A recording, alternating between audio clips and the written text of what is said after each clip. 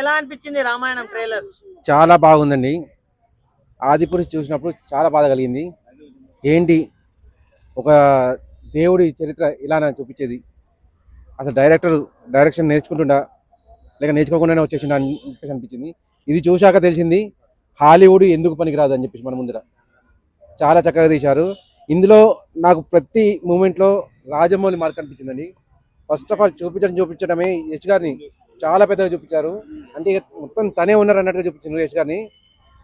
ఆయన కూడా ముల్లోకాల అధిపతిని అని చెప్పేసి అన్న డైలాగ్ చాలా సూపర్ ఉంది. ఈవెన్ రాముని పాత్రలో ఉన్న హీరో గారు కూడా రావణుడు ముల్లోకాల అధిపతి అయితే ఆ ముల్లోకాల ముందే వాడిని చంపి చూపిస్తా అని చెప్పి అనడం చాలా బాగా హైలైట్గా నడిచింది. గ్రాఫిక్స్ అయితే చింపి పడేశారు. నిజంగా ఆది పురుషులో డైరెక్టర్ కానీ ప్రొడ్యూసర్ కానీ ఏ తప్పైతే చేశారో ఇక్కడ అటువంటిది ఏది కనపడకుండా జాగ్రత్త తీసుకున్నారు. ట్రైలర్ అయితే సూపర్ సూపర్ సూపర్ అనిపించింది. దీంతో రామాయణం అనేది జెన్జీలోకి చాలా ఈజీగా వెళ్ళిపోతుంది. వాళ్ళందరికీ అర్థమవుతుంది అసలు మన రూట్స్ అనేది ఎక్కడి నుంచి వచ్చినాయని చెప్పేసి. అంటే ఇప్పుడు రాముడు క్యారెక్టర్ కావచ్చు, రావణాసురుడి క్యారెక్టర్ కావచ్చు, అన్ని యాప్ట్ అనుకోవచ్చా? రావణాసురుడి క్యారెక్టర్ ముందు రాముడి క్యారెక్టర్ చాలా చిన్నగా అనిపించిందండి. రణబీర్ గారు కాకుండా ఇంకా వేరే హీరో ఎవరైనా ఉంటే చాలా బాగుండేది అనిపించింది. కాస్త ఆయన పర్సనాలిటీ తక్కువ అనిపించింది. అంతకుముందుకు మనం అరుణ్ గోవిల్ గారిని చూసాం టీవీలో రామాయణం వచ్చినప్పుడు. ఆయన కాస్త సౌష్ఠం ఉన్నవాడు. అంటే ఈయన కూడా రణబీర్ గారు కూడా మంచి సౌష్ఠం ఉన్నవాళ్ళే, కాకపోతే ఆయన ముందు కాస్త పక్క కనిపిస్తున్నారు. ఇప్పుడు ఆయనే దశరథుడు తీసుకురావడం ప్లస్ పాయింట్ ఈ సినిమాకి. ఆయన కుమారుడిగా ఇప్పుడు రణబీర్ గారిని చూపించారు.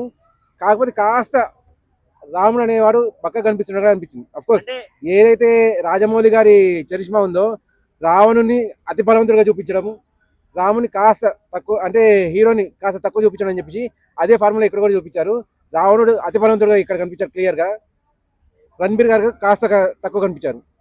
కాకపోతే మొత్తం సినిమా మనకి రిలీజ్ అయిపోతే ఆల్రెడీ మనకు స్టోరీ మొత్తం తెలిసిందే కాబట్టి ఎలా తీశారు, గ్రాఫిక్స్ అనేది ఏ రకంగా చూపించారు అది చూస్తే మెస్మరైజేషన్ కనిపిస్తుంది మనకు. అంటే సీతాదేవిని ట్రోల్ చేశారు అప్పుడు ఆది పురుష్ వచ్చినప్పుడు. దీంట్లో సాయి పల్లవి గారు ఎలా ఉన్నారు? చాలా బాగున్నారని. సాయి పల్లవి గారి కంటే ముందు కూడా సూపర్ క్యారెక్టర్ చాలా సెట్ అయింది. తన క్యారెక్టర్ తెలుగు ఇండస్ట్రీలో ఎలా అయితే ఉందో సేమ్ అదే క్యారెక్టర్ అక్కడ ఇచ్చేసారు. తెలుగు ఇండస్ట్రీకి అయితే చాలా సెట్ అయిపోయింది అది. సాయి పల్లవి గారి నటన అద్భుతం. ఆమె సినిమా రిలీజ్ అయినప్పుడు ఇంకా చాలా బాగుంటుంది. అది ఎప్పుడెప్పుడు రిలీజ్ అవుతుందని చెప్పి ఎదురు చూస్తున్నాం. అంటే పార్ట్ 1 అండ్ 2 కోసం ఆల్మోస్ట్ 4000 crores పెట్టారంట. మరి వర్త్ అనుకోవచ్చా? కలెక్షన్స్ వస్తాయి అంతగా? ఖచ్చితంగా నీ పార్ట్ 1 వస్తేనే 2000 crores ఈజీగా వెళ్ళిపోతుంది. పార్ట్ 2 వచ్చిందంటే మేబీ ఇప్పటివరకు ఏ సినిమా కొట్టిన రికార్డ్స్ పార్ట్ 2 కొడుతుంది అనుకుంటా. 2000 crores అనేది ఇప్పటివరకు మన రికార్డు.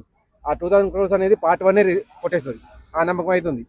ఏదైతే రావణుడు క్యారెక్టర్ ఏదైతే ఉందో యశ్ గారు పూర్తిగా డామినేట్ చేశారండి.